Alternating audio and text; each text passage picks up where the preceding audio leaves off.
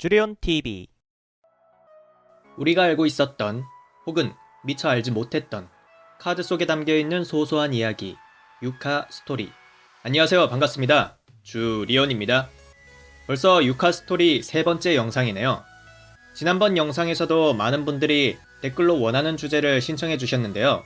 오늘 영상에서는 지난 영상에서 말씀드렸듯이 카드 이미지와 설정에 관련된 이야기를 해보려고 합니다. 사실 처음 이 콘텐츠를 진행할 때부터 꼭 다루고 싶었던 테마가 있었는데요. 바로 오늘 소개할 충옥마 시리즈입니다. 귀엽고 예쁜 일러스트로 여러 유저들에게 사랑받고 있는 테마이기도 한데요. 오늘 이 카드들의 이미지에 담겨있는 이야기를 한번 해보도록 하겠습니다. 그럼 시작할게요. 충옥마는 저지먼트 오브 더 라이트 팩에서 최초로 등장한 테마입니다. 공통적으로 전부 땅 속성을 가지고 있고 특이하게 함정 속으로 라는 이름을 가진 일반 함정 카드에 대한 효과를 가지고 있습니다. 썰에 의하면 충옥마라는 이름의 유래는 고혹이라는 단어의 한자 표기가 충옥과 비슷한 탓에 신문이나 기타 인쇄물 등에서 종종 고혹을 충옥이라고 잘못 쓰는 사례가 있었는데 이 점을 착안하여 충옥이라는 단어를 사용해서 벌레를 유혹하는 마물이라는 의미의 충옥마가 탄생한 것이 아닌가 하는 말이 있습니다. 이러한 이름의 뜻에 어울리게 충옥마 테마는 벌레를 유인해서 잡아먹는 생물들을 모티브로 삼은 카드들로 이루어져 있습니다. 먼저 충옥마의 서치 및 전개를 담당하는 카즈라의 충옥마의 경우는 몽환적인 분위기에 아름다운 소녀가 그려져 있는 아주 예쁜 일러스트의 카드입니다. 그러나 이 카드가 모티브로 삼고 있는 것은 바로 식충식물 중 하나인 네펜데스입니다. 네펜데스는 우리나라 말로는 벌레잡이 통풀이라고도 불리며 일본어로는 우츠보 카즈라라고 불리는 유명한 식충식물입니다. 바로 이 우츠보 카즈라의 뒷부분 카즈라를 따와서 만든 카드가 카즈라의 충옥마인 것이죠. 참고로 우츠보 카즈라의 앞부분 우츠보를 따와서 만든 유명한 캐릭터가 바로 포켓몬스터에 등장하는 우츠보트입니다. 이런 설정을 알고 나서 카즈라의 일러스트를 살펴보면 나비에게 손짓하는 아름다운 소녀의 이미지가 벌레를 잡아먹기 위한 식충식물의 이미지로 보이기도 하는군요. 다음은 티오의 충옥마입니다. 티오라는 이름은 파리지옥의 학명의 앞글자를 따와서 살짝 변형시킨 이름이 아닐까 추측되고 있는데요.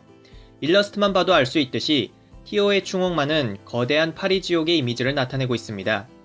파리지옥은 그 이름답게 파리와 같은 벌레가 잎에 있는 감각모를 건드리는 순간 양쪽 잎이 마치 동물의 잎처럼 닫히면서 벌레를 가둬놓고 그 안에서 천천히 녹여 양분으로 삼는 식물입니다. 개성 넘치는 모습 덕분에 나름 인기 있는 식물이라고 하네요. 이런 설정 때문에 티오의 충옥마는 굉장히 매력적인 모습의 캐릭터가 그려진 일러스트이지만 그 뒤에 놓여진 해골을 통해 지나가는 사람들을 마치 벌레처럼 유혹하여 가둬버리는 무서운 식인 식물처럼 보이기도 합니다. 참고로 유이왕에서 파리지옥을 모티브로 하고 있는 또 다른 카드로는 프레데터 플랜츠 플라이 헬이 있습니다. 세 번째는 아트라의 충옥마입니다. 아트라라는 이름은 크툴루 신화에 등장하는 거미의 신 아틀랑 나차에서 따왔다고 하기도 하고 실존하는 거미의 학명 중 하나에서 따왔다는 이야기도 있습니다. 어느 쪽이건 거미와 관련되어 있고 이 카드의 일러스트를 봐도 거미를 모티브로 하고 있다는 생각이 듭니다.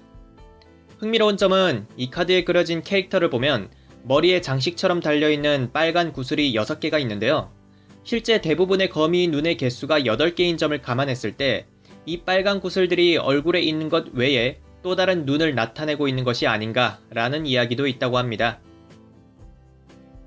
네 번째는 트리온의 충옥마입니다.